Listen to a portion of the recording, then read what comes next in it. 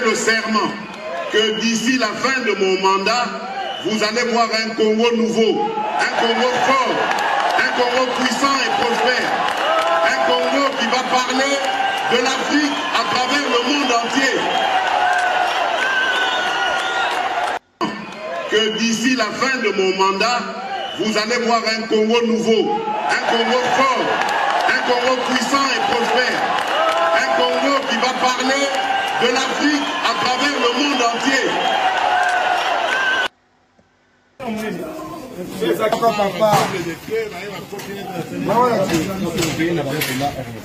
Allez. Voilà, tout ça le mardi le 2 mai 2023. Je l'ai toujours dit. Coco passera un jour. Le chef de l'État passera, mais ce pays ne passera jamais. Tout ça la place où on a corrompre dans la 3 000 Bassambisa na flagrance, il a été condamné à 5 ans de prison. Mais Tokuti Bango, plus grave, la personne qui a été condamnée à 5 ans, Tokuti na bureau na Fanny. Quand je dis toujours que justice est d'Arabie Saoudite vraiment, c'est ça les cons, c'est ça les problèmes. On a même eu des menaces ici, ni t'étais la force à la police, mais le temps où nous sommes mon boulot. Heureusement, la police a qui Makasi n'a renfort au général son matin rapidement. Awa. D'abord, tout ça va engager, tout le monde, je ne sais pas, ce va engager. Tout ce qui sera injustice, on continue au sein de ça. N'attendons que la loi va exister, le texte va arrêter, ça peut exister. Production, na utilisation, il y a des sachets où ils allaient non biodégradables, la société wana et boutique à la conformité. Mais tout ça, c'est la justice, à ça, il s'habille. Toi, tu as une réquisition à parquer mon songolo. Ce n'est pas bien. Et ça pour encourager nous. Mais na kosenga na bino boza la kaka na bomoko tina suka. Bientôt tous on a élection. Objectif de biso ezalia, il faut partir à ça la deuxième mandat. Objectif est toujours président et deuxième mandat.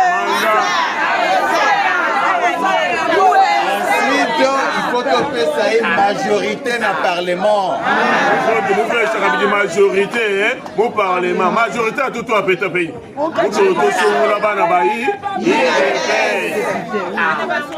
Pour na bana ya IDPS oyo bakozala ba candidat poté Fati azwa majorité. Nous sommes là-bas na IDPS pour Fati la majorité. Ndenge bozali bozaba ambassadeur ya ba oyo bazaba absent. On va soma no dibena ba messager ba bantu votre que moi be autour ka bambila. Okende boyebisa bango ba nous bambila. Bayeba que le caucus Grand Kassai maintenant est en vie. Amen. C'est Grand Kassai comme on a coincé ka Wainabu. Les Balouba n'ont pas le pouvoir, mais les Balouba sont pouvoir.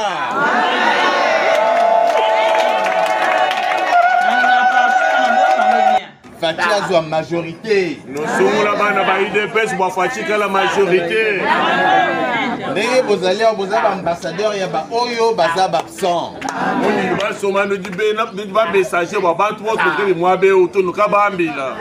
Okende boyebisa bango ba nous bambila.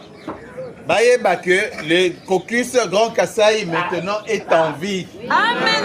C'est Grand Kassai comme on a coincé ka Wainabu. Les Balouba n'ont pas le pouvoir, mais les Balouba sont pouvoir.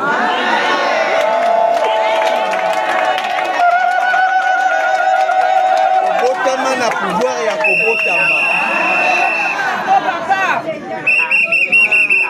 Tozali kosalama mpona kodirige bango balinga te.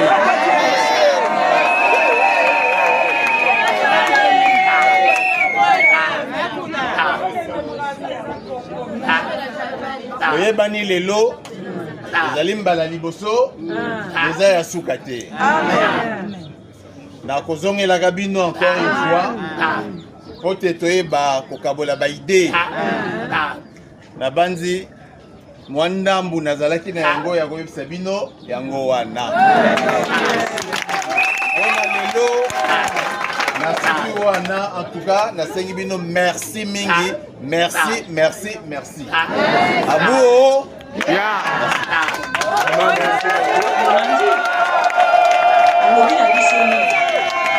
mon visage à bourgmestre Wakalam.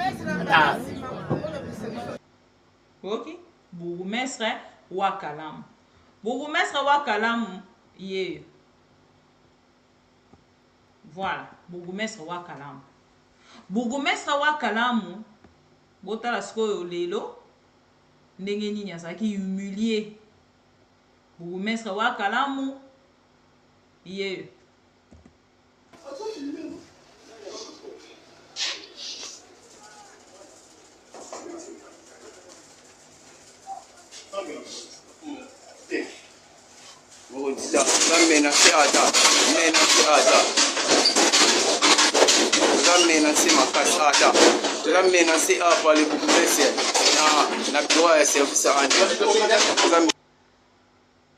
Voilà, on a beaucoup maître Wakalam. Parce que Azali na pouvoir, parce que bango bali baluba, biso tozali na pouvoir, biso nde tozo kamba, biso baluba tuji ku pouvoir, biso nde tozo kamba. O baluba nanga funa longola kombo yango ya baluba. Na longola kombo yango ya baluba. Po chiluba ngo o ngana loba na o ba loba eza à mon côté. Pété, ce n'est pas grave. Na moment to koloba ba outi ko suspendre yé. Ba suspendre yé par le ministre provincial y intérieur. Ba outi ko suspendre yé. Parce que amemi makambo ndenge nini, amemi makambo ya parce que tango asala ki ba déclaration o biso to telemela ngo toloba mais comment ba ko kotika moto yo alobi makambo nyonso pa asilisi alobi pe amen abaluki pe azongi où allons-nous mais na moni tango na katanga balobi ba telemi il faut to marcher ba ko kabola mboka mais ba déclaration nyonso pourquoi ba réagir même pas pour na wa katanga. Parce que bah yebi que bango moko bato ba kotisi en fait système où il y a tribalisme. Les autres ko dénoncer tribalisme. Tant on a vu sarabino que nazali muluba consciente, baluba conscient. Na évité, na meki muluba conscient. Bino moko bolandi, aza conscient ou inconscient. Mais fonda sur une vidéo virale diffusée en date du 2 mai 2023 à travers les réseaux sociaux sur laquelle vous avez affiché une attitude peu orthodoxe au regard des responsables qui sont vôtres. Je vous demande de me fournir des explications en dehors 24 heures et c'est pour toute fin utile. Voilà. Où est ce document? Oh, na uti kotanga. Na bisa ibino na tanga ki yango quelque part dans l'article moko et yango na lukeli bino pour que na memela bino.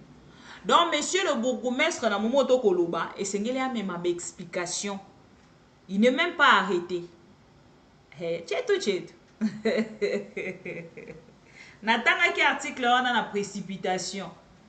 Pensant que Zala qui a arrêté. Tchet. Pas d'arrestation. Ndeko Jekoko vient nous parler de quoi? De la justice congolaise. Bon, c'est la mot chemise. La justice congolaise. Ce que bon, bisanga moto sali ataboye na bureau a forcé bureau. Boum. À côté boum. Boye bisanga. Quand on parle de la justice, c'est par ici que je veux mettre au point. Nous parlons de quelle justice? Le serment que d'ici la fin de mon mandat, vous allez voir un Congo nouveau, un Congo fort, un Congo puissant et prospère, un Congo qui va parler de l'Afrique à travers le monde entier.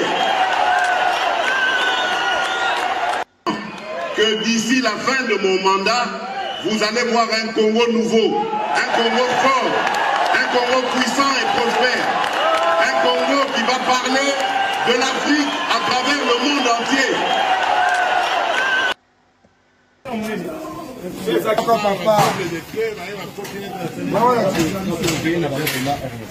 Allez.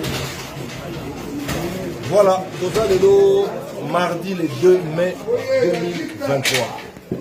Je l'ai toujours dit. Jekoko passera un jour. Le chef de l'État passera, mais ce pays ne passera jamais. Tout ça la place où on a corrompre la 3 000 $. Basambi Saye na flagrance, il a été condamné à 5 ans de prison. Mais Tokuti Bango, plus grave, la personne qui a été condamnée à 5 ans, Tokuti na bureau na Fanny. Quand je dis toujours que justice et Dakabi sauté vraiment, c'est ça les cons, c'est ça les problèmes. On a même eu des menaces ici, ni t'étais la force à la police, mais le temps où nous sommes heureusement, la police a qui m'a cassé, n'a renfort au général son matin, rapidement. Awa. D'abord, tout ça va engager, tout le monde, je ne sais pas, ce va engager. Tout ce qui sera, mais justice, on continue ça. N'attends que la loi va coexister, le texte va arrêter, ça peut exister. Production, na utilisation, il y a des sachets où ils non biodégradables, la société, on a écouté qu'elle a conformité. Mais tout ça, c'est la justice, en ça, il s'habille. Toi, tu as une réquisition à partir de Songolo. Ce n'est pas bien. Ils ont encouragé Moussalati. Surtout, il y a des saletés, ils ont la ville de Kinshasa, ils ont le Congo. Il y a des bossos, ils ont des sachets, ils ont mambo Kalabiso. Sachez que pour la Mabene, il faut compter plus de 100 ans. Il y a mis balais, il y a des bouteilles, il y a des mailles, il faut des principes, il faut des bidons, comme moi, il y a tout un bidon, il faut racheter des bidons. Vraiment, ils ont pas si mettre au lembate, Moutoua lembaka, Moutoua lingagamboka, na lembaka, Tiaza lokola, Nzoko, alembaka, Minou, Nayeti. Merci de monsieur Ossal. Il faut que vous veillez toujours boy. Il y a une petite information que papa passe beaucoup de fongola. Continuez. Mais si nous avons des fongola. Mais si nous avons des alliés à gouverneur à ville, dans le niveau de l'ambaka. Mais si nous avons des vice-gouverneurs. Et puis, mais si nous avons un souka, il y a chef de l'État. Il faut que vous sachiez monsieur Laboui. Merci maman. Merci beaucoup. Ndeko Jekoko Mulumba à l'eki pour que Atalisa Biso ou Atalisi Biso. J'aimerais vraiment que Bandeko Balandanga Nabokebi.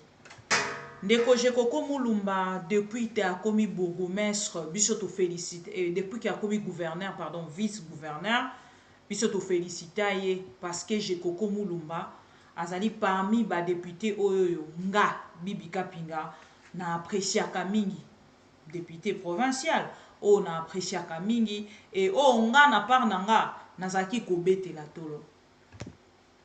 Mais les lots devant ces peuples, naïe pour que na lobalika momoko, et je pense que na kati ya démocratie, moto na moto azalaka na avis naïe. Alors moi je viens ici pour poser mon avis.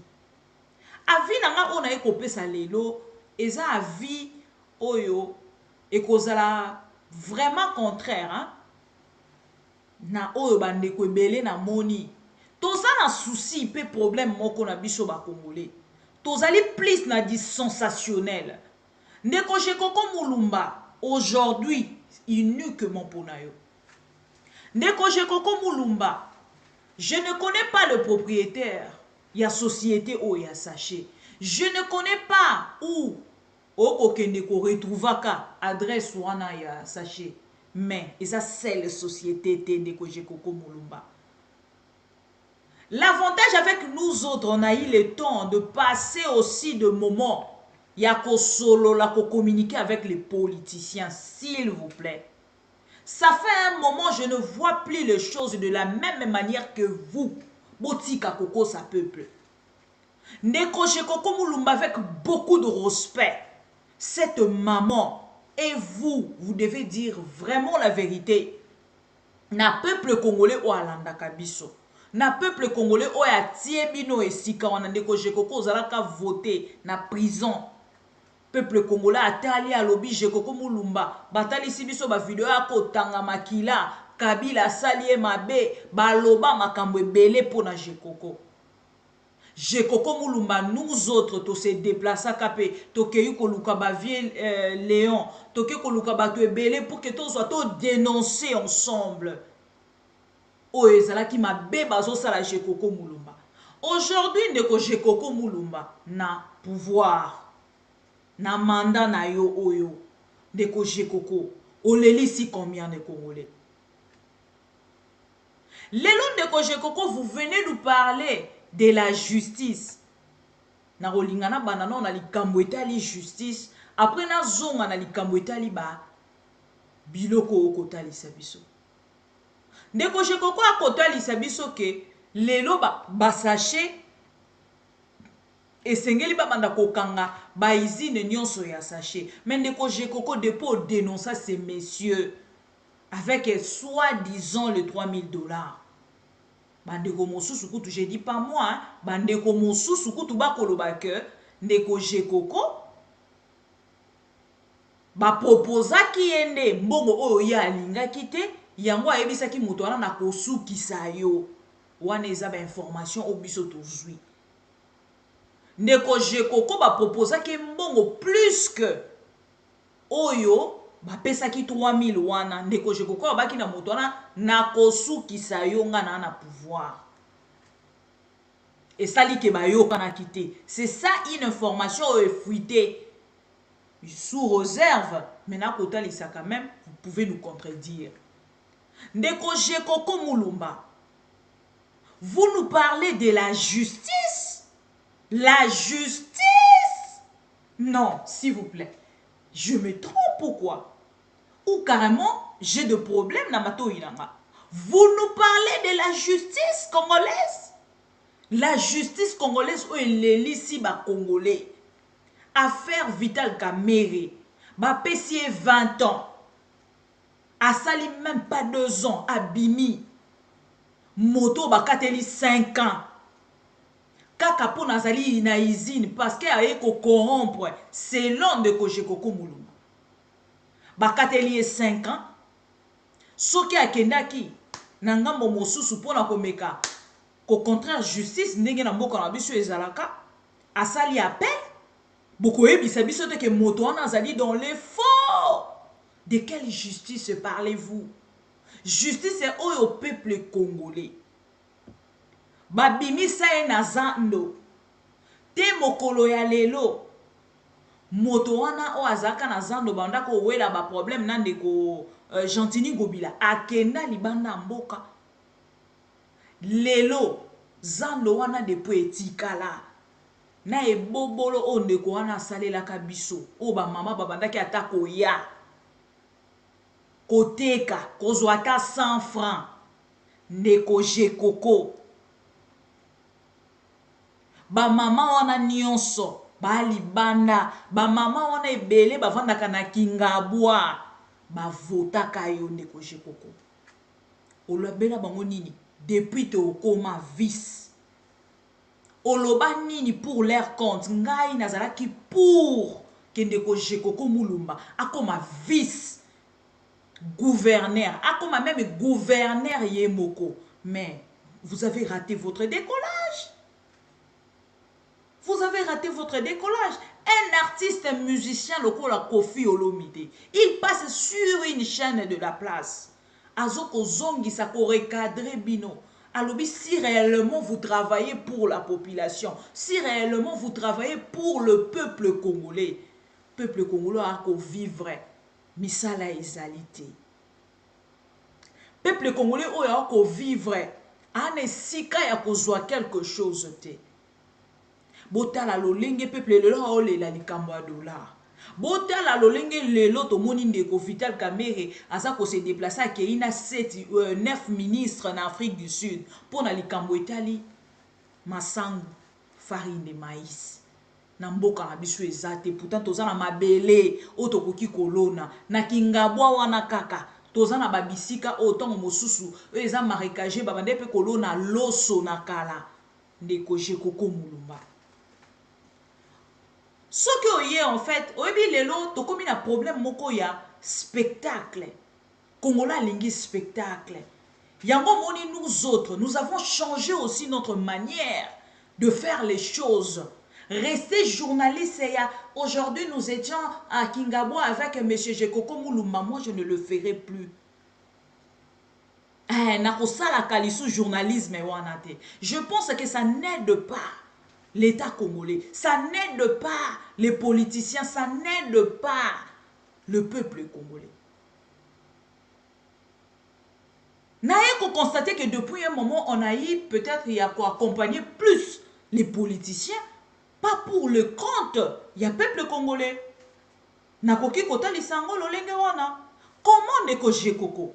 Oyo yo yebi moto bakatela 20 ans. Nako banda sikoyo na likambo etali justice. Avant pour autant na kota lisayo, oyo biso tokamwe.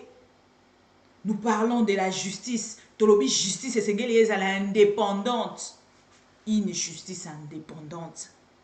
Bakateli ndeko Vital Kamerhe 20 ans. Asali appel. Balobi te azali innocent. Babimisi ndeko jekoko. Moto batangi na détournement ya ba millions s'il vous plaît. Bakateli 20 ans abimi. J'avance hein. Batali sibiso Willy Bakonga. Balobi Willy Bakonga a détourné mbongo ya EPST. Willy Bakonga kobima na misolo ebele na maboko. Akatisi Brazzaville. Bakangi e soki na bateau, soki na barrière, soki wapi. Rapatrié, bazongisi ye. Bakei na ye na prison na mwana na ye. Bakateli ye. Babimisi ye na grâce présidentielle. Ah, j'aime ma tête. Parce que na mémoire ya okanga makambo sans pour autant na koma. So na banzo lobela makambo na mona ondire na otanga nde livre ya makambo. Oyo esalemi. Ndeko Jekoko Mulumba, je vous rappelle encore. Messieurs, comment il s'appelle? François Béa. Batangi na makambo ya tentative. Attentat. A touché sûreté à l'État. Ndeko Jekoko Mulumba na momoto koloba. François Béa ressuscité Ali moi na prison. Ndeko François Béa azalaka lisu na prison te. Ndeko Jekoko est informé, oui ou non. On avance. Ndeko Jekoko Mulumba, oya ko dénoncer biso un individu congolais oya lukaka mbongo na pasi na nzela asache parce que nano azwi tango mosusu possibilité te ya kosala autre business. Natie entre parenthèses. Natangeli yo ndeko François Béa. Tentative ya coup d'état. Natangeli yo ndeko Willy Bakonga. Tokei na faire 100 jours bazalaka ebele. Jamal et consort. Oui, Vital Kamerhe consort aux ba Jamal aux Bakombo abato nyoso DG à OVD ainsi de suite. Neko Jekoko Mulumba. Bato wana baali banda na momoto koloba 57 millions, ce qui combien de millions dans les oubliettes. Motomoko aleka lobi na biso ye aza l'homme de 50 notes. Aloba nyonso akokai koloba bato baleka wana na spectacle to perda même juge Yani. Je ne sais si vous vous rappelez, monsieur le vice-gouverneur. Parce que depuis un moment, nazo komona ba spectacle belé autour il y a le vice-gouverneur tant aimé de Bibi Kapinga. Lelo na bimi mwa mukie na kati ya carré wana, c'est comme si naza ko accompagner quelque chose onga moko pena ko maîtriser te. Aujourd'hui Ndeko Jekoko, vous venez nous parler de la justice. Je vais vous inviter à suivre quelque chose. Peut-être ce que Olandi yango okoyebisa biso maintenant place nini totia justice congolaise. Cette vidéo, depuis que je on a kotala, ceux qui n'attendent on a téléphone nanga, na baloli n'attendent na bi nzamba sunga ko. Ceux qui n'attendent on a lobi nzamba sunga ko. Ma miso etambola. To lobela OIF, oyo esengeli ya pona ko dite seni yakadima. Tozo lobela sûreté, tozo lobela souveraineté en mboka. Pardon. Souveraineté en mboka. Toko lobela o etali intégrité en mboka. Mais tant que toko lobela justice, ça fait partie. Il y a indépendance, il y a mboka na biso. Moto moko tako ki koya kotia zolo na ye na o etali justice congolaise. Yango komona lelo, boko mona mikande ko uta libanda mboka. Ezo ya pona koleka ko senga libération ya Mwanga Chuchu.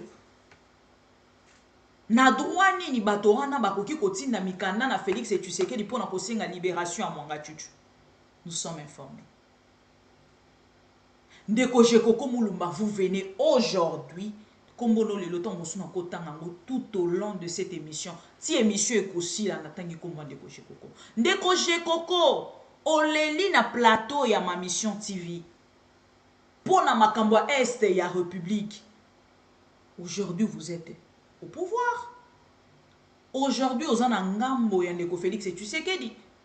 Bozala ki koluka indépendance boka bwana na FCC Longwa botika la binomoko. Depuis botika Ndeko Jekoko, avez-vous déjà commenté sur la situation de l'Est de la République? Je pense que je vais mettre cette vidéo au Ndeko Jekoko a kolela na plateau ya ma mission TV concernant la situation à makambo etala ki bongo commune ya Minembwe. Mettez mokolo ya lelo Ndeko Jekoko est-ce qu'a zongi pour qu'il a commenté pour na makambo ekoleka na lelo eleki même situation à Minembwe. Ndeko Jekoko Mulumba nous parle de la justice. Alors, chers amis fidèles téléspectateurs, parce que TV Navarre yango nde ko la différence ya ba émission ebele.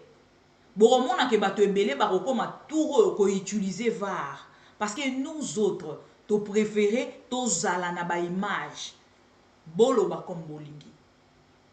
Nous on s'en fout na nyonso bo koloba. Objectif nde ya mwana biso to ko salela. To kozonga na likambo etali image. Ndeko Jekoko Mulumba okolanda image oyo. Otala compassion ozalaka na mona peuple congolais. Sokina oyo okosala lelo eze loko moko. Parce que ba Congolais ba kolela, ba kotina nga ba question na tuna yo, mais avant na tuna ba question wana olandi na vidéo oyo.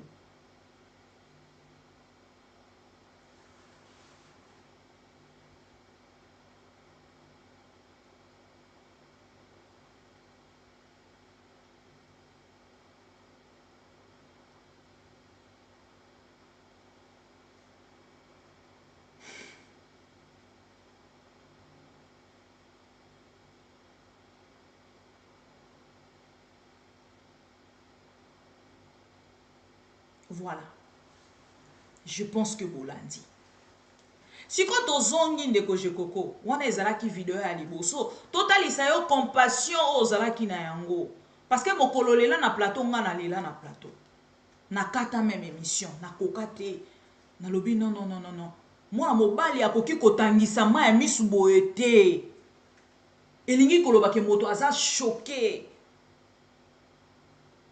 Moto akomi loko aza poignardé par makambo ekoleka na mboke comme loko mbeli moto asimbi mbeli akotia moto na kati ya motema yo tiango na kati ya motema peuple congolais. Ndeko Jekoko vous parlez de la justice. Bobuki bato mapango sans pour autant bo avertir bango boza na droit même mukanda kaka oyo moko oyo yo tangi na classe oyo koloba ke peuple wana a dépensa kipe to meka koluka terrain d'entente na peuple wana to pesi bino ata pona 2 mois soki 2 mois wana ekoki to ekobuka bozoko ya kobuka peuple lokola boana kanda na peuple. On dirait bon on a problème na peuple congolais pendant que boyebi situation ya peuple congolais. Tous les kisi. Bokei kobuka bato na bato boko buka boko sala na bras de fer na bato wana pendant kobuka à la place à lieu place ya ko bonde ba ple na bango kobuka moto e moto ndenge balobaka na biso papa alingaka mwana na ye abetaka ye me na lolenge nini apreparaka mwana wana avant beta ye avertisaka mwana wana avant beta ye po parent koma ntina niveau akobeta mwana ezalaka te coup de pongo boum boum boum boum boum non ndeko shekoko olingaki ozala litoi monoko ya Gentini Ngobila bisika intelligence ya Gentini esuki yo bandi yango nde lo na nde kokanisa soki pe intelligence ya Gentini eza te ebandi pe te esuki pe te yo obotoli e poste wana na machano bamonanga te na lobango soki ndeko jekoko poste wana azwi soki Gentini Ngobila alalisi misu botola e yango remplacer zwa mais na omona so esika te. Je constate même que Gentini Ngobila c'est quelqu'un de doux autant mosusu na bana ko imaginer te parce que na landi ba vidéo nyonso il y a ba descente nyonso esalemi parce que je fais partie de journalistes au ba accompagner Kandeko Gentini Ngobila mais na mande ko mona Gentini Ngobila on dirait c'est vraiment quelqu'un de mais tant on a vandi na kota la makambo boko sala et on dirait ndeko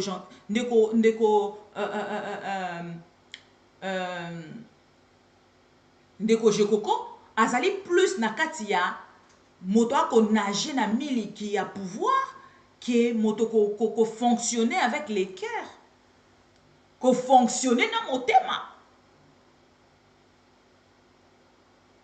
ndeko jekoko mulumba ozali gouverneur vice ya ville ya Kinshasa.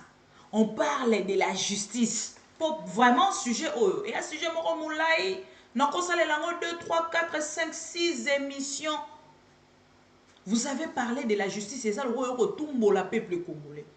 Peuple oyo aza émotionnel émotif pardon a vivre na émotion o alingi ba spectacle o alingi biloko eza spontané nde peuple wana oyo ntango mosusu okosala makambo nyonso mpona kolakisa peuple wana mais peuple wana ngai te bato mpe balandaka nga te bapro Congo baza contre depuis un moment en fait nazosala mwa baréunion yanga moko na kati ya bapage badocument oyo nyonso ça parle de Jekoko Mulumba ça parle de Gentini Ngobila ça parle de la ville de Kinshasa. Ça parle, tous ces documents. Na ça la analyse. Et en fait, bozo comme ça bateau loko là, ngande na un problème na moto. Et des fois quand je reste et je me dis Seigneur, est-ce que ce n'est pas moi, chers frères et sœurs, est-ce que ce n'est pas moi qui ai un problème à la tête? Ou eza penza makambo yeko le kana na mboka na biso. Ndeko Jekoko, vous avez parlé de la justice. J'ai essayé quand même de vous citer le nom. Yabato Ebele, oh, Bima, la Katia Justice, Balibanda. Vous parlez de la justice. Tokota Lisabino Ndeko Jimmy Kitenge. Ya PPRD. Ndeko Nayo ya PPRD. Bakangaye mutuka na ena aner. Bakangaye téléphone na ena aner. Azo réclamé Timokolo Alelo. Yo funda aner. Olobi aner makambo esala yo fo fundango osala bokenda ko accuser aner bino nyonso ba ancien prisonnier ceux qui ba ancien nani na ebité na koloba ba ancien victime bokenda ko funda Kalev. Vous pouvez nous donner aujourd'hui la différence de ce qui se passe na kati ya aner ya lelo na aner ya lobi na momo to koloba yo o accusa aner tozana messieurs Manix na aner asali toko kende na 3 mois le jeune monsieur 3 mois na aner atikala komona juge naturel te pota samba ndeko Jekoko vous nous parlez de la justice Jekoko Mulumba bozo sala biso pasi boye pourquoi papa tosali bino nini papa To sali bino nini pour que bo salabiso o bozo salabiso. Vous avez parlé de la justice. Nathalie Sio Zando au dénoncate, Nathalie Sio Aner au dénoncate, Nathalie Sio Bato Nyonso Babimi au tikali ko dénoncate, mais tozonga ka na ville à Kinshasa na votre gouvernement provincial. Bozana ministre Ngoy, outi ko zonga député provincial.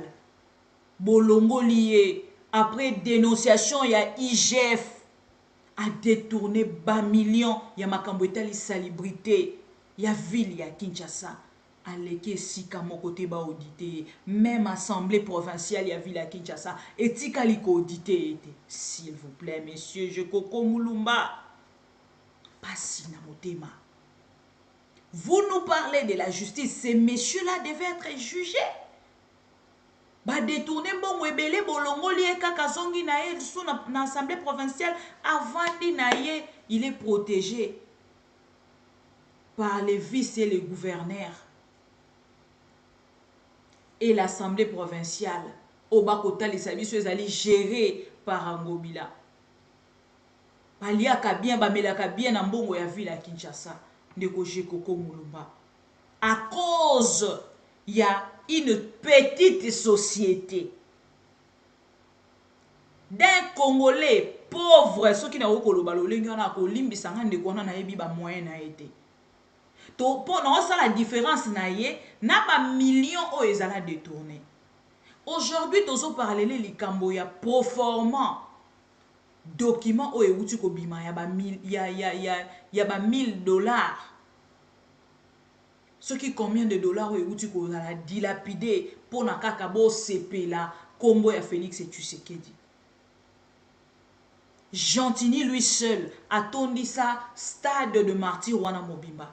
Bato ba vanda banda na début tu na souka bokoka ko pesa ekara misolo ou boyebi se Gentini dépenser pour yo de jot au sala yango okoko sala yango peka na honneur ya chef de l'état mais bo préféré bo bimisa mbongo na kati ya kesi ya l'état pour na okende ko sala yango wana kuto ya makambo na bisote to zongi siko na sujet na biso. Vous avez parlé de la justice peuple congolais bino nyonso bozolanda biso boya va rezali to landa vidéo oyo. Aujourd'hui nous parlons de la justice congolaise mais est-ce que boyebi que malgré ba millions nyonso ezalaka détourné par na biso palais de la justice palais de justice ona ko laksa bino pardon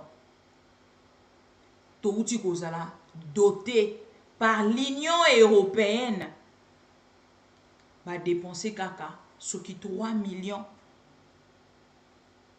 Bolanda moto asali déplacement ti Goma botala non tozana na situation ya insécurité na est ya République en dehors ya likambo etali insécurité palais de justice o ya biso o esengeli kata makambo na biso o esengeli ekende na kopesa ekweisa likolo ya bato o bakosala mabe na ngambo ya Goma to pe na ngambo ya est ya République bako doté biso yango na Union européenne to lingi to lobaka to indépendant justice na biso est indépendante. On va suivre une vidéo ensemble avec vous koloba monoko pasi to landa ka ba vidéo yango nde ko sunga biso to sala ka boy pona ko kanisa. Voilà bolanda vidéo de remise officielle du palais de justice au gouvernement congolais ce 29 avril 2023 en ville du Goma. C'est la ministre d'État, ministre de la Justice et garde du Sceau qui a réceptionné cette bâtisse d'un coût de plus de 3 millions d'euros financée par l'Union européenne. Une occasion pour Jean-Marc Chataignier, ambassadeur de l'Union européenne en RDC, de réitérer la position ferme de cette institution face à la guerre d'agression du Rwanda contre la RDC. Je voudrais ici répéter très clairement la position de l'Union européenne, très claire. Le M23 doit immédiatement déposer les armes, se retirer de ses positions, rentrer dans un processus de désarmement, démobilisation et réinsertion. Et nous exhortons évidemment le Rwanda à cesser tout support et tout appui de tout appui au M23. C'est la position constante de l'Union européenne. Le gouverneur de la province du Nord Kivu, le lieutenant-général Constant Dimakongba, a salué l'engagement du président de la République démocratique du Congo dans la recherche de la distribution équitable de la justice, interpellant ainsi les auteurs et complices dans différents dossiers d'expoliation des biens de l'État. Je vous exhorte donc à vous approprier de cette parole des Saintes Écritures afin de répondre aux attentes de la population en matière de justice et de lutter contre tous les maux et les antivaleurs. Je vous invite enfin à vous investir dans la protection des biens immobiliers du domaine public et privé de l'État en province du Nord Kivu et autres espaces publics qui font constamment l'objet de spoliation de la part de certaines personnes de mauvaise foi, qui brandissent souvent des décisions de justice rendues en leur faveur et au détriment de l'État congolais. Rose Mutombo, ministre de la Justice, a remercié les partenaires et invité les utilisateurs au bon usage. Je demande donc aux utilisateurs de ces bijoux, qui fait aussi la beauté de la province du Nord Kivu, et en particulier de la ville de Goma, de le maintenir dans son état actuel et de le gérer en bon père de famille. Des salles d'audience, des amigos, des bureaux, des annexes, latrines et autres, sans oublier des parkings, sont en tout cas ce qui constitue cette réalisation de haute facture. Ok. Papa na biso. Azui charge nangate. Voisin asombelinge elamba. Apesinga. Papa akopesanga conseil. Ndenge nini esengeli na late elamba wana. Comment esengeli na utiliser mon yokai. J'aurais du respect envers ces papas-là, irresponsables, qui n'a pas pu en fait me chercher quelque chose pour me couvrir comme ça. Nabima moto na miso nabino. C'est quel papa? C'est quel papa? Maman Rose Mutombo. Félix et tu sais qu'est dit. Bande konanga, oebita mo mosusu, nenge to kosula boye. Na chaki vidéo oyo pour que na lakisa bino. Tango ndeko Jekoko Mulumba kolobe la justice. Ce qui justice a kolobe la. Ezaka justice oba ko dote biso. Na ba bâtiment na Union européenne o biso tozali ko soupçonner na complicité ya situation o tozanango ya insécurité o tozanango na est ya république na situation sécuritaire o tozanango nde oyo to kolobela ndeko Jekoko zala clair yebisa biso justice nini o kolobela Félix et tu sais que dia akoleka Jekoko Mulumba akoleka mais justice amboke koleka te o to bingaka acharnement en français nde o ndeko Jekoko akosala parce que motata de ye moko soka linga sala likambo atalaka quand même likambo na lina sala oyo sauter kozala te likambo na kosala oyo et kozala mabete tozolobe la justice Ndeko Jekoko Mulumba tango alobeli justice na oki on dirait a betinga likofi na motema awa pour balobaka la justice est indépendante. Justice ezora ba ordre ya gouverneur te ya vice gouverneur te. Justice asalaka oyo yi asalaka. Oyo ndeko Jekoko Mulumba asali. Pourquoi ministère public esali yango te pona ndeko na biso to bengi na kombo Vital Kamerhe. C'est-à-dire la moto biso to condamna qui est 20 ans. Ndenge ni moto a se retrouver libanda na koutiena document ya libération. C'est ce que Jekoko Mulumba vient de faire. À moins que na se trompe. Ce qui na libanda bozongi singa. Excuse. Makambo elekaka na kati ya justice. Moto moko te tomoni bato mosusu. Asali ba insulte grave envers une personne. Bakangi ba memi ba condamné 2 ans. Akeya sali journée moko héritier wata bimisiye. Car na manda o.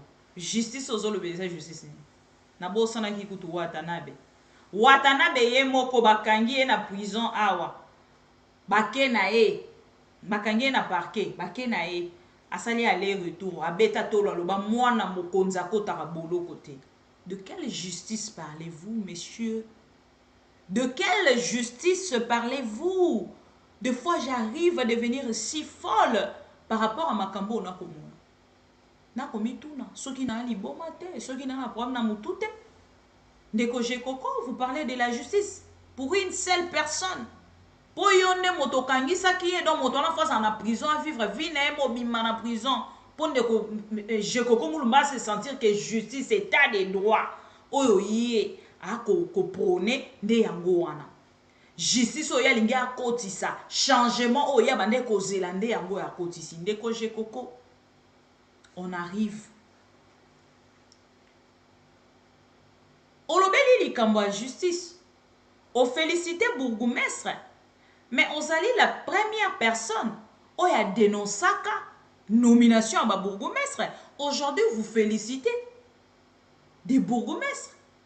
Pas plus tard que quelques jours, vous avez eu des problèmes avec le bourgmestre Yakomine Yagombe. Olobike, et ça qui outrage. Oh, ya ça qui na yo.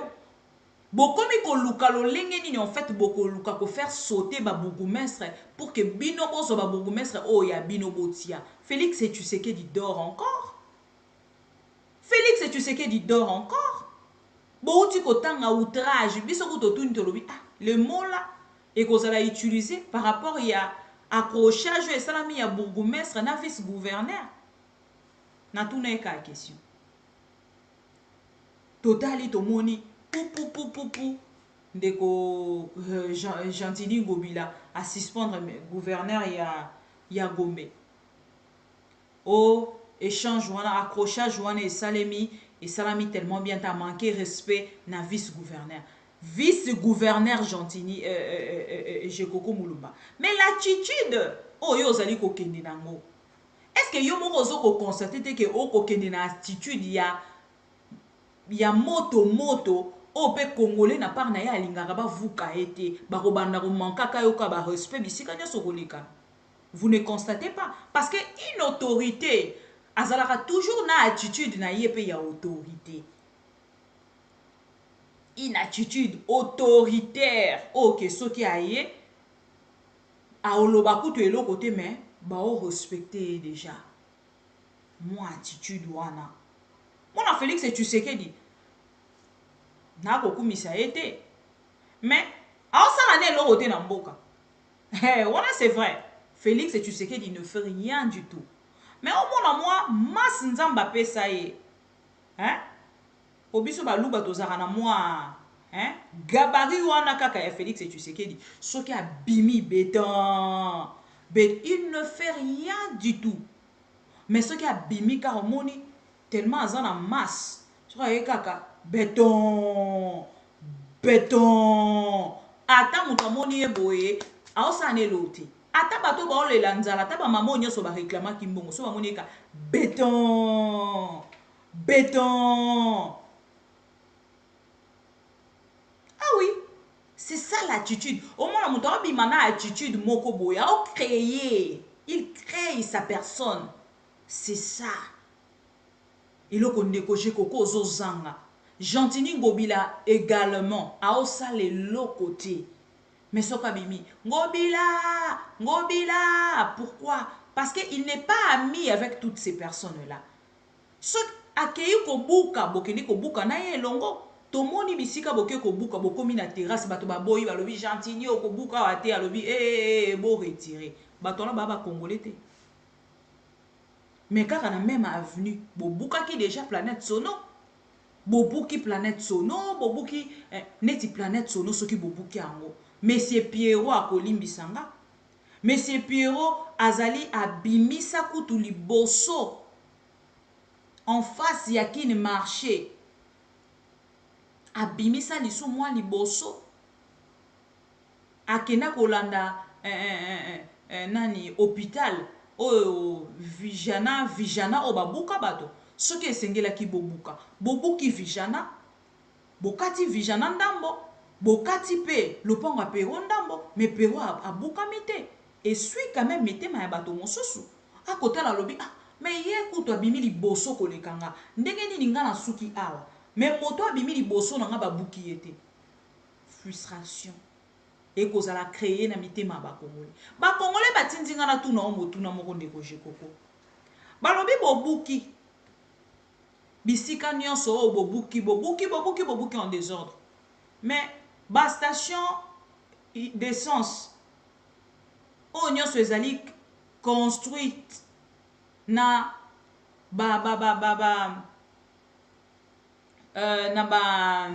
chaussée ya ba ruelle ya ba avenue ba grandes avenues nyonso tozwi na bloc station carburant oyo eza wana station essence oyo eza wana tozwi na kabinda na coin toke na kabambar wana nyonso ba station eza wana pourquoi ba pompe essence ba station carburant wana nyonso ebukani te eza ka question o ba congolais ba kotuna yo parce que moi je supporte pas l'injustice, j'aime les hommes droits. Bino bolobi boye pour na peuple mais bobuki congolais ledia bobuki eta pourquoi ledia bobuki ete pourquoi ba station nyonso ya carburant ya ledia etelemi kaka wana bobuki bato bana sima ya station mais station oyo ezali créé na katikati ya nzela entre goudron na bandako au peuple congolais avandi peuple congolais kuta azali non na danger ya ba station carburant wana nyonso ba station essence boko buka terrain oyo ezali en face ya station na maison Schengen pourquoi bobuki yango te po ezali copie ya ndeko Ngobila bolobi boko buka ba construction nyonso anarchique oyo eza na nani na awa esika na enseignement terrain wana ya mokie bana bazaki kosakana bakanga yango batole basala yango société bakabola yango en deux division en deux koto toyebi te soki baosala nini kote kuna pe toyebi te so bosala nini ba terrain nyonso ya vide cimetière en face ya UPAC awa kaka adepa ya bureau na bino te mokolo ya lelo. Vous parlez de l'état de droit mais bino moko boza droit te.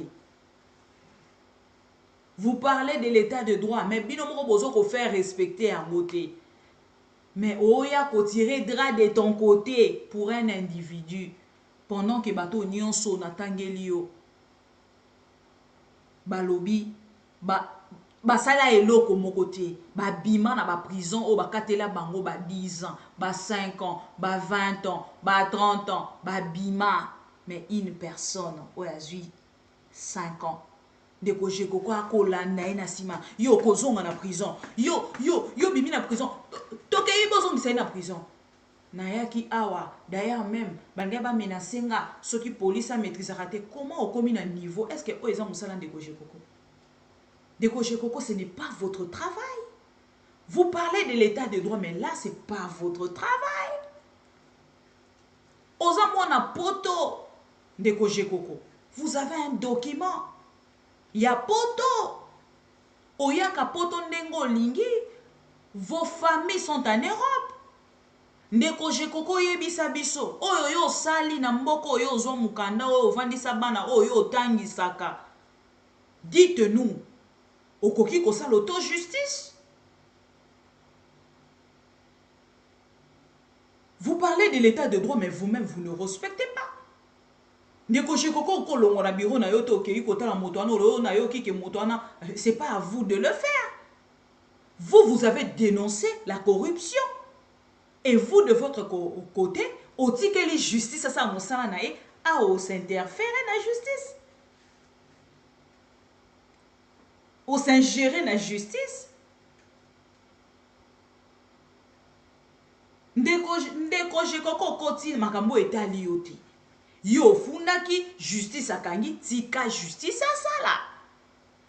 soki justice a décidé que na likambo ndenge bakangaki après kosamba baconstater que na bamois asali na prison esengeli abima, c'est pas à vous de venir le faire. Otalisi biso lobi siko tokoma na likambo ya société. Vous nous parlez de la société, au lobby que société, naye, boye na boye, tout ça et tout, tala kutu nenge to koloba boye, ye, azui, azongeli société. Mais il n'est pas le seul, c'est pas la seule société. Toyebi ba société a saché o eza wana eza ebele soki to lobby to tanga yango eza même pas 10. Plus que 10. Pourquoi? Choix nabino ya arrestation ezaka na moto moko. Pourquoi alerte nabino ezosuka ka na moto moko? Ndeko jekoko okendaka poto. Nga mokolo na kenda na poto na vandi boye mwana ya ndeko na nga azoyebisa nga alobi mama plastique batiaka yango wana te. Plastique ndenge meli mai tokabolaka awa tobwakaka bordure awa totiaka plastique, sachet et tout. L'enfant de 8 ans, motoza ko apprendre nga que moni plastique oto bache ya jaune eza pona kubwaka ba plastique oyo bache bleu eza pona kubwaka biloko boye na yeba ya mbote na oka soni nga nazo kanisa na osala propriété ndako na bango nzoka ye aza ko apprendre nga eloko oyo nga na yebite na vandi na lobi na attendez bakonzi na biso nyonso ya mboka bayaka na bamboko yo bakonzi na biso nyonso ya mboka bayebi makambo yo. Pourquoi vous de votre côté bozo sala ya moté? Vous parlez de la salubrité. Lelo tango bino boko tali sabiso likambo etali ba salubrité. Prenons par exemple, vous parlez au comment la keboko sala makambo nyonso boza ko tatone. Prenons par exemple, bozo lobela likambo etali ba sachet. Boko lobela likambo etali ba plastique. Mais si vous orientez chaque naku boyaka na ba sachet, o somba chaque sachet $1, tiana ndako pour que boaka. Mais et même solution te. Bano nyonso ba boaka ka poubelle. O bayaka na bandako na biso, bakoka kozala répertorier. Bazui misala na l'état. Eza initiative en malamu. O l'été sengela kiazwa. Akei aluki société. Nini akosala pour que babiloko nyonso wana ba déchet bakende koluka ko transfèrement autrement. Il y a une société na Kingabwa oh lelo à travers les déchets. Oh bino boko sombisa ba maman. Azo salela ngo ba carreau en plastique pour na kotia na kati ya ba pavé pardon. Azo ko salela ngo ba pavé pour na kotia na bandako. Mais eza musala ya banani. Qu'est-ce que vous faites là? Est-ce que réellement vous méritez? Na komi tout na motuna. Parce que le loso ki to kolobandiko. Bato nyonso ba uti ko nomé même remaniement o uti ko salema. Chacun de vous ayebi ke marambo to uti ko salako eloko moko te ebima. Eloko moko te ebima. Wana ngate moto na koloba. Ngate moto na koloba. Bino na bino oyebi ke marambo to ko sala écosimate. Parce que ça m'a bino bobinga un secret d'état. Aujourd'hui, je constate que tout en sachant que marambo bino bobinga un secret d'état, et ça marambo bino bolinga bo mélangé peuple, pour bolinga bo sa peuple. Or moi maintenant, je m'affiche avec tout ce que le peuple a koloba na simamato inanga na e nango. Na yo loba liboso na bino. Pour que Nathalie Sabino que makambo boko sala eza makambo te esengela ki esalema parce que yango te nde bo prometa ki peuple wana mais lelo bozali kosala yango na kanaille na kokanga motema comme si vous n'avez plus de cœur.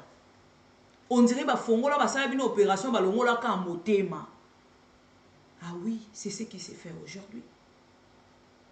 Ndeko Jekoko Mulumba Congolais oyo telemi bakanga société wana bakanga ngo mais boko yebisa biso teke bandeko ba congolais boko landa biso ah to koloba na ndeko Jekoko parce qu'il y a pas une seule société soki bakanga ki au moins 20 sociétés déjà depuis moto bakanga batikali kokanga société mosusu te même justice yemo pas au monde injustice au bino bosali comment boko yoko dénoncer car sachet moko société moko à sachet pendant que bazali plus de 50. pendant que bazali plus de 100 ya basachet esalaka mai baza ebele balibanais bazali baindien bazali tous ces pakistanais là bokangi ata moko te ndeko Jekoko, moi je suis pas du tout d'accord, je suis pas de votre côté hein. Il y a le bon côté de l'histoire. Du bon côté de l'histoire au bolobi na biso de yango. Du bon côté de l'histoire. Être du bon côté de l'histoire, c'est ça. Yo moko longwe na biro na yo ko sa justice. Allez, policier, bokanga e, bozongi sa e. Non. Non, non, non, non, non, non, non, non. Non, non, non, non, non, non, non, non. Non, non, non, non, non, non, non, non. Je suis pas d'accord. Et je suis une Congolaise. Je respecte ces drapeaux. Si réellement vous travaillez pour ces drapeaux qui est derrière moi, ça, ce n'est pas la justice. Justice oyo kolobela, eza oyote. Justice sengeli to dénoncer, eza abamakambo bino moko nono boyebi. Natangeli okaka ministre ya finance provinciale. Ministre provincial ya finance a détourné ba million ba dénoncer ye bolongoli ye bo remplacer ministre mosusu pour bobo iba ke de kosambisa ye. Vous parlez de quelle justice? Vous parlez de la justice. Vous avez promis ça aux Congolais.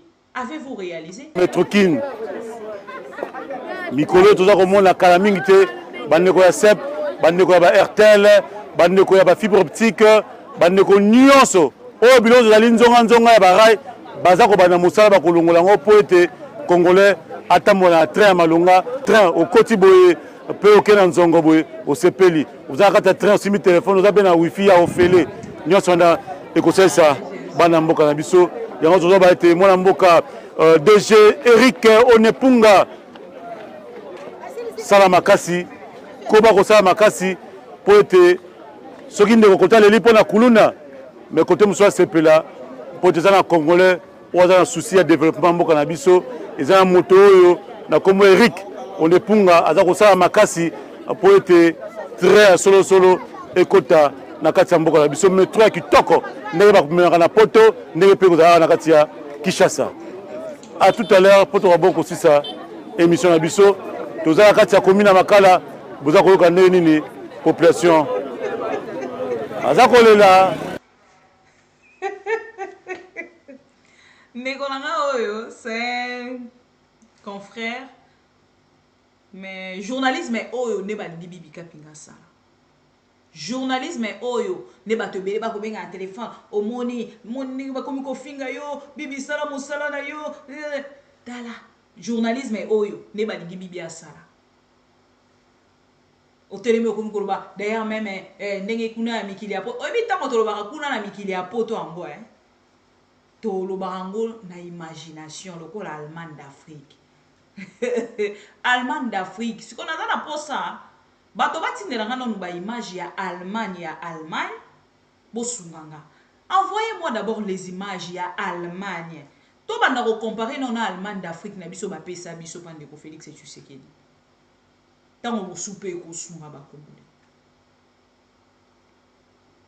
Ndeko Jekoko makamba ko dénoncer yango yo. Ozalaka na poto, okenda poto, o bana bavanda na poto, famille na poto. Ndeko Félix Tshisekedi na poto, Gentini Ngobila na poto. Ndeko Jekoko Mulumba makamba ko dénoncer yango. Comment boko faire croire na peuple congolais que boko tia ba métro kin. Boyembisi même na ndeko Félix waze quoi. Métro kin yango ekotambola na ndenga likolo, to ekozala na ndenga ase. Chemin de fer, to ekozala na koluka na yeba ekozala aérien ou ekozala na chemin de fer na kotuna question ti lelo na zui réponse te ndeko alobi basali bino métro kutu ya poto o ngana mata na tikala komona toilette te o moto ake asali zongo ike zongo inene zongo soki nini na mona te. Même train na ebite ba train o esala kawana soki na mona natikala komona te métro kini wana ntango babenga déjà métro kini elingi kolobaka ebanda kotourne kaka na kati ya ville ya Kinshasa siko boyebisanga donc projet moko boye eza kaka uniquement mpona Kinshasa na Katanga bakozala nango te na Goma bakozala nango te na soki Kasai bakozala nango te kaka soki oye na Kinshasa nde omati métro wana sikoyo métro yango balobi bakosala yango quand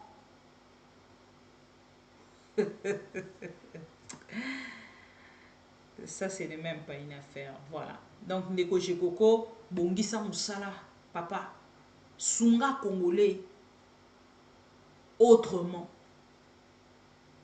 na ndenge agressivité ozoya nango yokanisi ke yango nde eza pouvoir esilaka yo moko olobi siko ntango pouvoir ezosila otala lobi carrière no ezosila ntango okosila gouverneur soki vice gouverneur to carrière na yo okozonga lisusu ntango okokoma ntango okolongwa vice gouverneur okopense na lobi peuple wana kaka moto akovote yo to okozala député nommé parce que to constate déjà que CENI actuel ekomema biso pe na nzela wana ya ba député nommé voilà président de la République compromis africain voilà talaka déjà lobby parce que pouvoir ele kaka yo moko lobby 7 mois etikali pour que pouvoir oyo eleka mais lobby relation nini okotikala nango na peuple wana po peuple ne mokondi merci beaucoup na suki wana te cette fois-ci tokei kozwa bourgmestre oh qu'est-ce qu'on a deuxième partie na deuxième partie na biso toye kozwa bourgmestre moko na dénonçaka awa tango to dénonçaka tozalaki bato malamu te baloba traita biso na bandenge nyonso franchement on nous a traité na ba manière nyonso muluba azo critiquer ndeko na ye muluba boye na boye tout ça y a eu vraiment de choses oyo elobama na boyaka nanga ko commenter ponga na part nanga na lingaka ko commenter en fait ba bêtises te voilà je n'aime pas commenter en fait des bêtises et nambaki na ko commenter te nga soki na lobeli likambo na silisi ba information nanga na lekani ndeko bourgmestre oyo nalingi na tchana photo na ye pour que bomona ye bien parce que vidéo wana loko eza vidéo moko amateur tant bosusu bokomona eza ba image amateur tant bosusu bokomona yango bien te je voulais vous mettre cette photo penza ya bourgmestre pour que botala ye malamu bomona ye malamu parce que bo comparer mamba oloba na voilà et neti ndeko oyo ndeko Jekoko mulumba ndenge alobi na biso mamba justice tokoluka toyeba soki aza kaka na kasho to soki esa abimi bourgmestre oyo bokomona voilà boyoka siko vidéo pour que bo comprendre de quel bourgmestre maman Bibi akolobela bolanda tokei na va bato lumbulumbu ezangaka te me na kosenga na bino eloko nyonso bato basali bato lumbulumbu ezangaka te me na kosenga na bino bozala kaka na bomoko tina suka bientôt tozokende na baélection objectif na biso ezali ya il faut Faty asala deuxième mandat objectif oyo toujours président eza deuxième mandat ensuite il faut topesa ye majorité na parlement majorité au parlement majorité à tout apeta pe tosongola bana bayi babanda déjà campagne avant même de créer Union Sacrée, bango babanda qui déjà campagne. Et je pense que les Congolais ba Hollanda ba comprendre en fait le message. Bourgmestre wa azali bourgmestre ya Kalamu. Bourgmestre ya Kalamu oyo azande konanga chetu. Jimuluba. bourgmestre oyo nakolinga natangela bino kombo na ye nayebi te so batindeli nga yango pa bato na ngai ya ba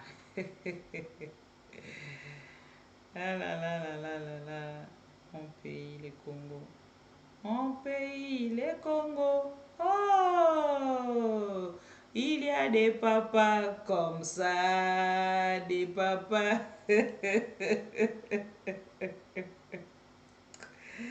Très heureuse, j'aime tellement ce travail. Nalingango makasi.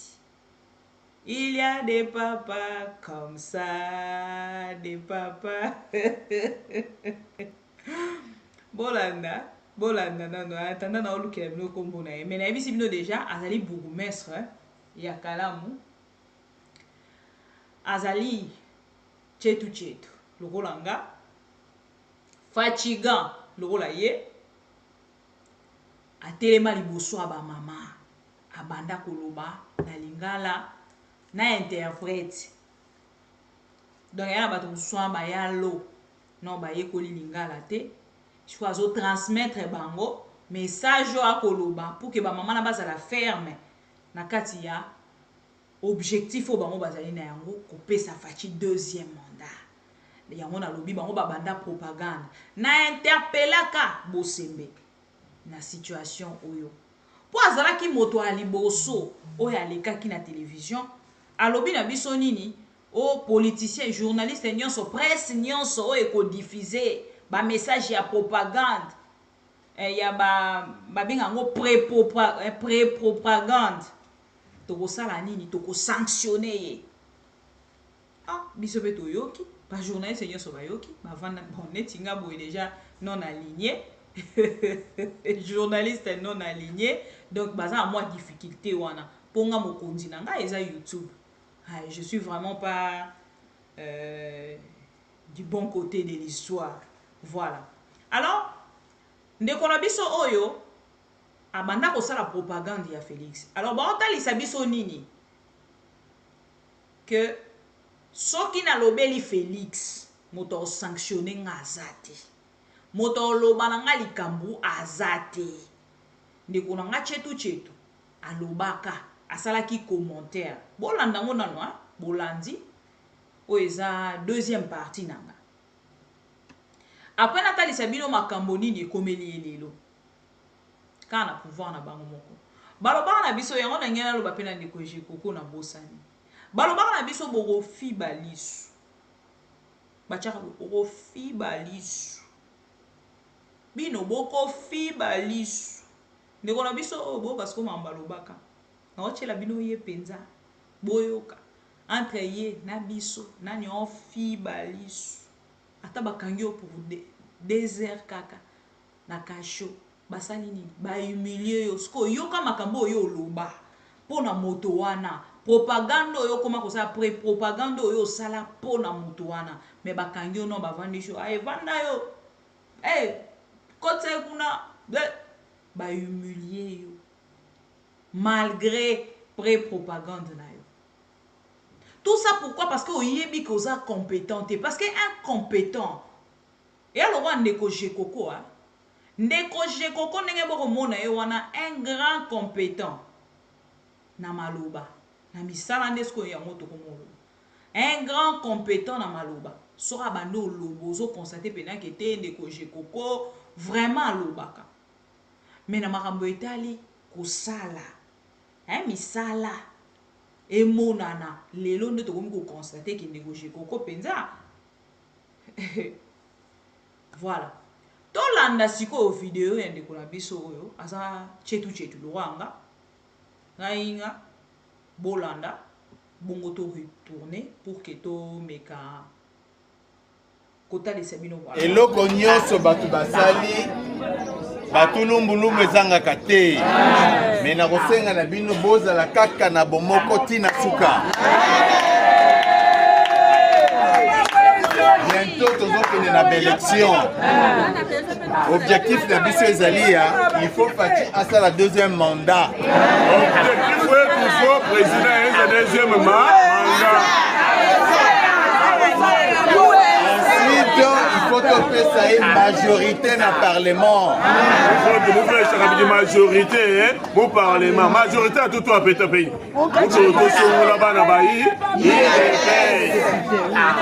Bopo na bana ya IDPS oyo bakozala ba candidat pote Fati azwa majorité. Nous sommes là-bas na IDPS ba Fati la majorité. Ndenge bozali bozaba ambassadeur ya ba oyo baza absent. On va soma no dibena ba messager ba bantu boto ke moi be otono ka bambila. Okende boyebisa bango ba nous bambila. Bayeba que le caucus Grand Kassai maintenant est en vie. Amen. C'est Grand Kassai comme on a Kwenzeka, Wainabu. Les Balouba n'ont pas le pouvoir, mais les Balouba sont pouvoir.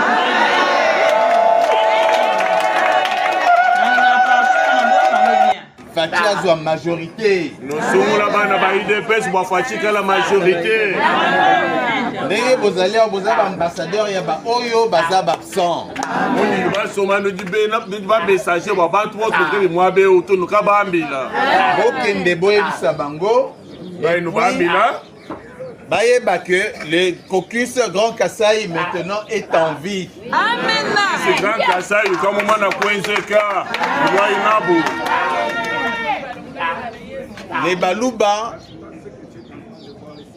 n'ont pas le pouvoir, mais les Balouba sont pouvoir.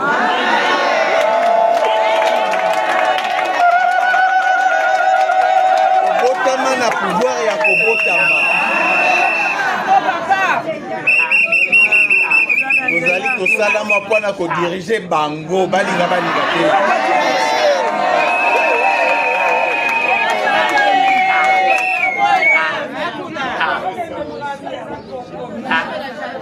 Oyebani lelo ezali mbala liboso eza ya suka te. Nakozongelaka bino encore une fois po te toyeba kokabola baide na banzi mwa ndambu nazalaki na yango ya koyebisa bino yango wana mpona lelo nasiki wana en tout cas nasengi bino merci mingi. Merci. Abou.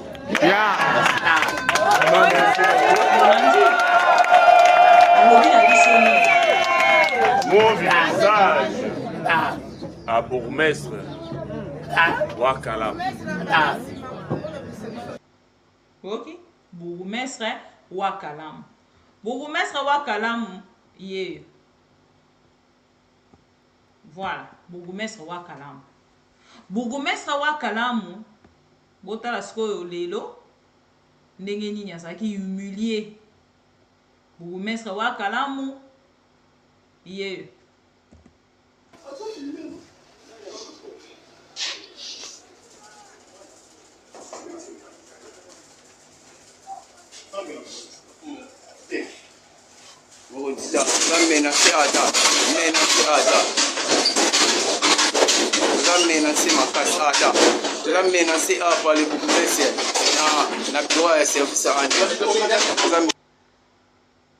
Voilà, on a beaucoup maître Wakalam.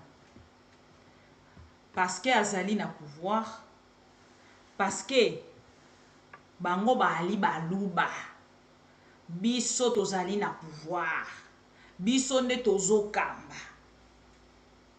biso baluba tuji ku pouvoir, biso nde tozokamba. O baluba nanga fona longola kombo yango ya baluba.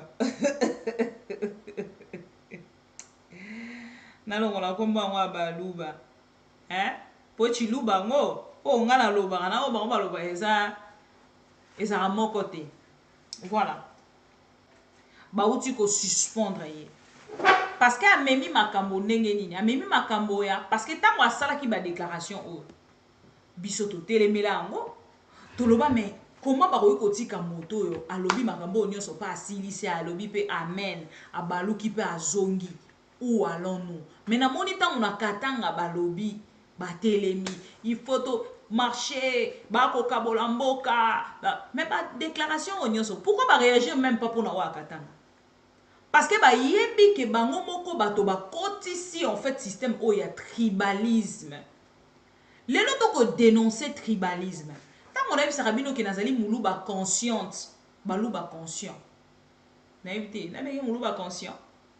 Bino moko bolandi, aza conscient ou inconscient. Bolandi, nga na opesa été. Bino moko bo côté. Bino moko bo tia na kan o bino bolingi. Parce que azali mokonzi on a évité. Bureau o bozali komona akoti. Ezali bureau ya toilette té, toilette publique té. Bureau ya aner. Ce qu'on a retourna, pour pas comme un bras de fer o ya telemi na fenêtre azo bisa bongo bo fongolela nga na kota. Ya lobi o kota té. Avant de fongola photo benga mokonzi ya aner pour qu'il bisa biso to kota. Parce que service ya aner ezara toujours na kati ya commune. C'est sûr, c'est long. Nga abakangaki motomoko ya ye o azali cher pona ye ou motomoko bakangaki kuna na aner ya sengi ba libéré ye et puis bango baboyi siko ayeye moko par force pour qu'atalisa bango que c'est moi le bourgmestre ya commune ya Kalam. Et puis je suis tchetou. Quand je dis quelque chose, il faut d'abord m'écouter, exécuter. C'est ça le pouvoir en place. C'est ça le pouvoir actuel. Donc, on a batoba ko sala makambo na harmonie te, to bite ke makambo e salamate na ba pouvoir eleka. Mais harmonie. Bozo sala ngo ndenge nini nga bakanganga na Kalamu oyo. J'ai été arrêté na Kalamu oyo. Babimisa nga na téléphone. Mais oko mona penza, hein? Obengi mokonzi wana oyebisi olobi papa naza journaliste tala na sala kabuna sala kaboy te les jours là je devais na efakina kemboka nini efakina kende Dubaï donc fona kati sa tout prix mokolo wana nazo avion na Brazzaville mais je vous jure que ezalaki le plus mauvais jour de ma vie. Nazo ebate nini na sala. Awa na robenga nani. Nathalie na robi non, je vais appeler une personne. Yé a koki ko se déplacer place aza yeti sikanga naza. Babenga na téléphone. Bato na aner po bazala moi te tu as. Ba boudaka, bato aner baza je sais pas. Na mona na nga bato ba service ya ba tetu mais roi bango bazate botala ka ndenge ba filmaka bato ba o diffuser to dénoncer mais ba o sala ngo ba o continuer au ça taneti awa ka prise ya image oyo prise d'image o ba sali eza normal te mais ba o sala ngo pourquoi moto kanga bango azate ba leta moto kanga bango azate ba sambwisi bourgmestre ba bimisi vidéo na réseaux sociaux. Le bourgmestre de la commune de Kalamu, ville de Kinshasa, est cadre de l'IDPS. C'est papa. Bakisa, tchetou. Forçant l'entrée au bureau de l'ANER de sa juridiction. Bakangi écoute, hein? Maman y arrête. Et ça la vidéo kaka yé pas dénoncer na ekara. Mais je sais, voilà. Demande d'explication sur cette attitude jugée peu orthodoxe. Voilà, les documents est là. Les ministres, voilà, les documents est là. Anami lingara poso na vanda na sala recherche et loko na sala kango. Les documents est là. Il y a suspension na. Le bourgmestre est là.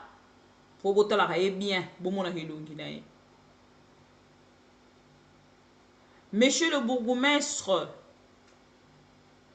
me fonda sur une vidéo virale diffusée en date du 2 mai 2023 à travers les réseaux sociaux sur laquelle vous avez affiché une attitude peu orthodoxe au regard des responsables qui sont je vous demande de me fournir des explications en dehors 24 heures et c'est pour toute fin utile. Voilà. Oh, et ça document, oh, na outi kotanga.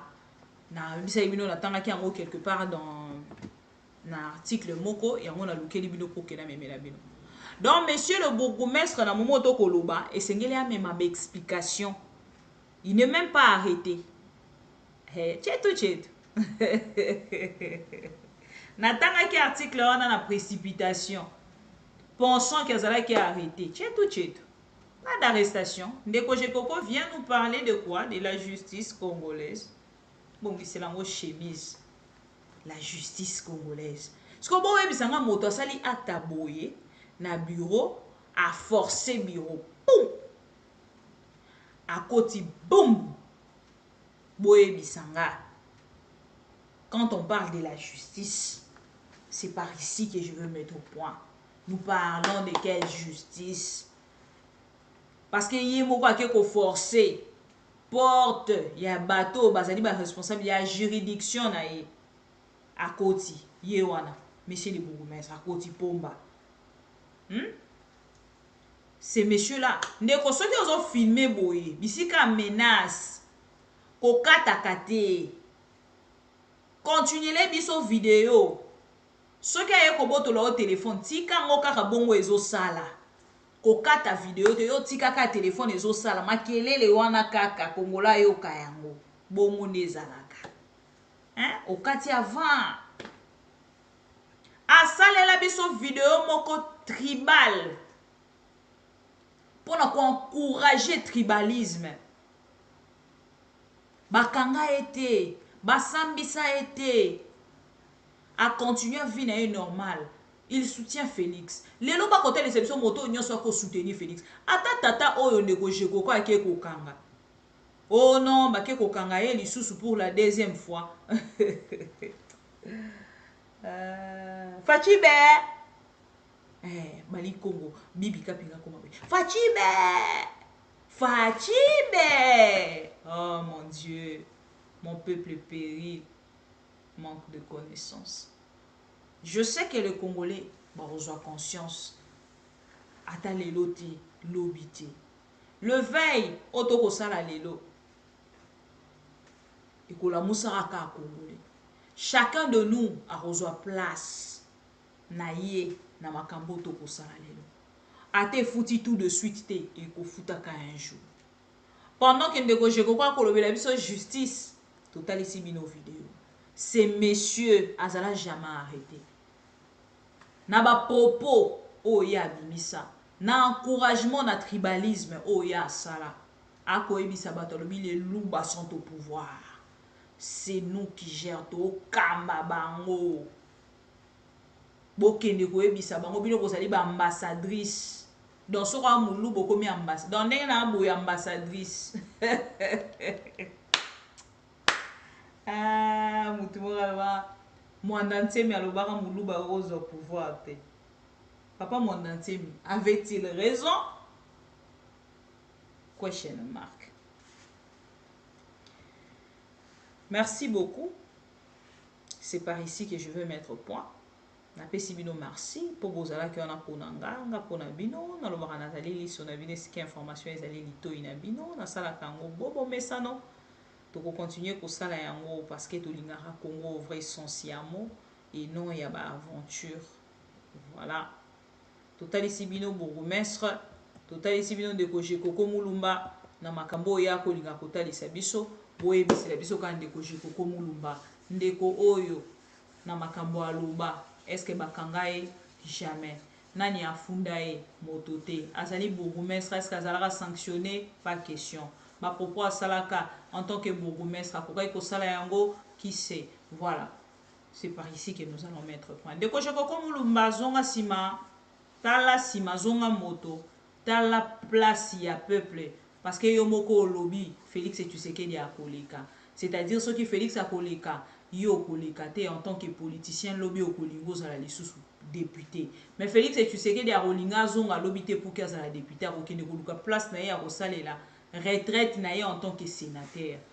Deko Koko tala sima zonga moto. Êtes-vous avec le peuple congolais? Au longwa déjà peuple to ozalaka na peuple. Tala maman batou la pauvre baza ko exposer na télévision. Pour l'intérêt de monsieur Jekoko Mulumba. Il y a beaucoup de sociétés. Salabiso plaisir wana tout le monde ata semaine au kaka.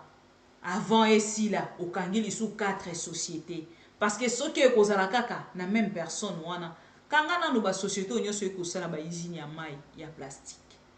Alobi wana to ko lukela mona no ba moyen, ndenge ni to ko sala ba stratégie pour que to meka ko yeba lo lenge ni to ko sande ko Jekoko. Boye bisi ba congolais lokota mulangi ya mai ya kanango to pesa ombongo. Ba congolais ba bandi ko lokota me ba congolais ba ko boaka milangi wana ya mai. Lobi bazaki ko yeba bi papa tika. Balobi na biso lokota milangi ya mai toke nango kuna bakomi ko biso nyoso ye nango $1 elongwe ndenge bande ko biso 1 2 3 4 5 6 7 8 9 10 $1. Congolais nenga zana e prêt ya kosala misala nyonso. Mena nya ofuta ye. Boyoki. Babi fachi ya inauguré. A réhabilité. Donc moi ke mokonzi mboka. Tala kaka papa Bemba. Bake ko faire inaugurer ye chapiteau. Na Oya. Ce qui na kan church. Papa Bemba. Fachi. Arabeto. Bemba. Et monsieur ici, les pardon. Merci beaucoup, Namadegonian Sobolandi Bisso. Je pense que pour comprendre quand même les Cambouétais, les justices en Boka Nabisso Sikatozali. Pour Nabato, pour comprendre, je peux vous laisser à travers cette vidéo-là pour que vous comprendre. Parce que moi seul, commenter ça, beaucoup d'émotions, je n'arrive pas. Mais avec vous. Remise officielle du palais de justice au gouvernement congolais ce 29 avril 2023 en ville du Goma. C'est la ministre d'État, ministre de la Justice et garde du Sceau qui a réceptionné cette bâtisse d'un coût de plus de 3 millions d'euros financée par l'Union européenne. Une occasion pour Jean-Marc Châtaignier, ambassadeur de l'Union européenne en RDC, de réitérer la position ferme de cette institution face à la guerre d'agression du Rwanda contre la RDC. Je voudrais ici répéter très clairement la position de l'Union européenne, très claire. Le M23 doit immédiatement déposer les armes, se retirer de ses positions, rentrer dans un processus de désarmement, démobilisation et réinsertion. Et nous exhortons évidemment le Rwanda à cesser tout support et tout appui au M23.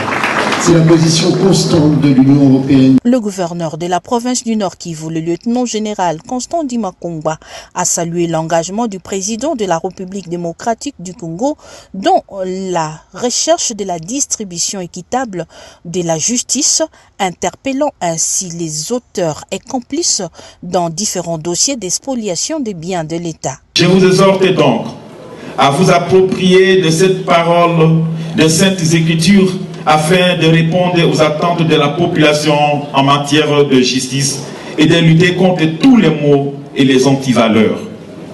Je vous invite enfin à vous investir dans la protection des biens immobiliers du domaine public et privé de l'État en province du Nord Kivu et autres espaces publics qui font constamment l'objet de spoliations de la part de certaines personnes de mauvaise foi, qui brandissent souvent des décisions de justice rendues en leur faveur et au détriment de l'État congolais. Rose Mutombo, ministre de la Justice, a remercié les partenaires et invité les utilisateurs au bon usage.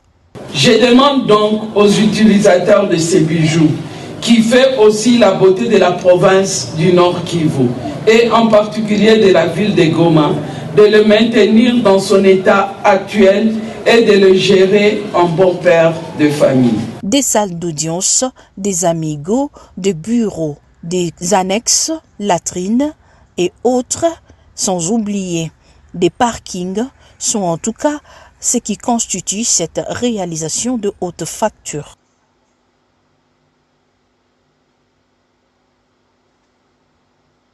Pourquoi je suis révolté? Parce que le Congo, c'est le pays le plus riche du monde.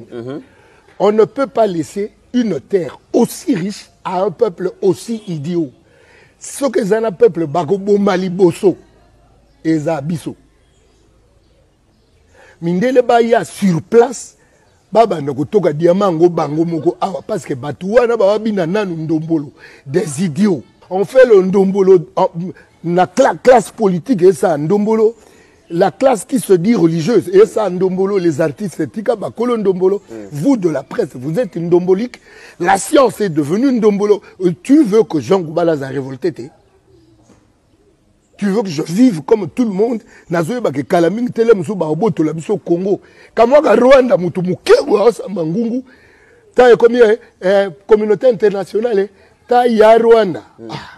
Rwanda opena bujama ba ndoge yemoko aningisi Rwanda. Rwanda mayele akoningisa Rwanda. Rwanda comment ça na Congo? Vous voulez que Jean Goubala soit tranquille? Qu'est-ce qui ne marche pas? Mais c'est l'idiotie en Ndombolo ya Congolais. Le Congolais pense Ndombolo en politique, en musique, dans l'église, dans la science, et vous dans la presse.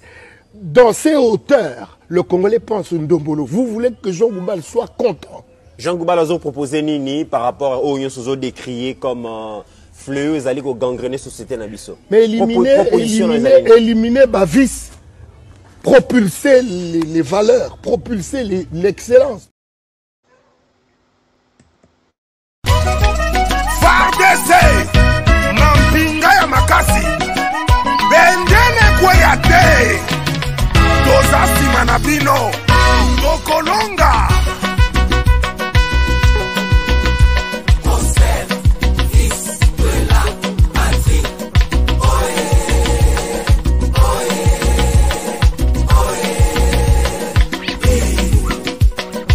Peuple nous soit moteme panayo eloko makasi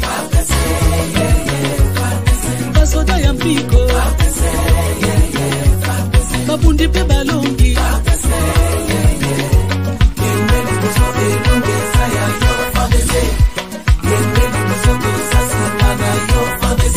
FARDC